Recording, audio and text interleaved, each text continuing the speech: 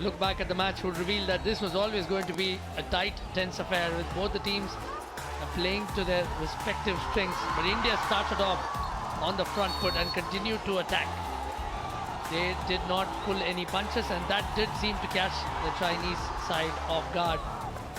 China, for their part, managed the odd chance from time to time, but the opening half saw no goals being scored. And, the opportunities seemed to come India's way in abundance, but it wasn't until the second half with this brilliantly redirected goal from Sangeeta Kumari.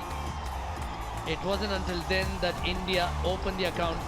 Sushila made a ferocious slap that was redirected by Sangeeta Kumari in the 31st minute.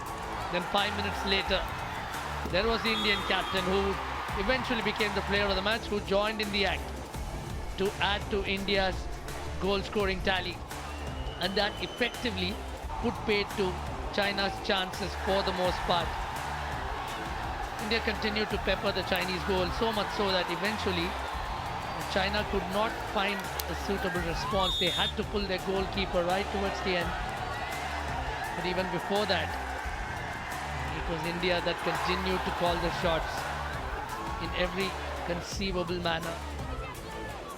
And right towards the end, China desperately tried to pull one back, but that wasn't to be. And after China had pulled their goalkeeper, it was only a question of formality as Deepika completed the carnage with a goal to ensure that China were well and truly out of the contest, and also bringing up the 8th goal of her tournament.